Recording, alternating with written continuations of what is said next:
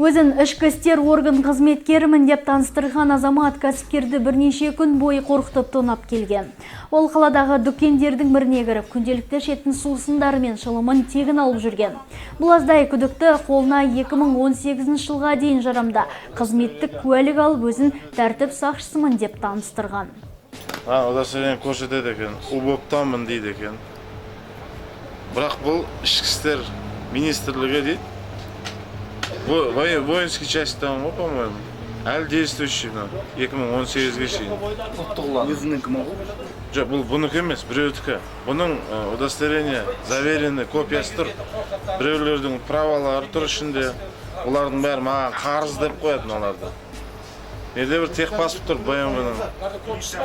Осыны көрсетеді, короче, сөйтеді, мына кісілерді 3 күннен бері тонайды екен.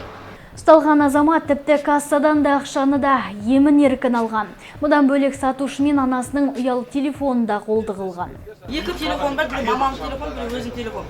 Телефонды алды, екіншіге кассаны бүйтіп ашты, ішіне 15 мың ақшаны салып берсе, ақшам бар еді, алды да ақшаны мыш-мыш қалтасына салды, телефон қалтасына салды, тұмарынды бүйтіп мына жерге бүйтіп қойып кетті. Мына қызметтік куәлік кімдікі? Азамат. Қызметтік куәлік, а? Інімдікі дейді. Інімдікі? Ініңіз қайда жұмыс істейді? А? Түсмен? Ұлттық ұланда ма? Бірнеше күн бойы күдіктіге алданған сатушылар күдік келтіріп полицейлердің көмегіне жүгінген. Дер кезінде келген тәртіп сақшылары ер азаматты бөлімшеге алып кетті. Қазіргі таңда күдіктіге қатысты Қазақстан Республикасы қылмыстық кодексінің 190 және 191 баптарымен айып тағылып қылмыстық іс қозғалды.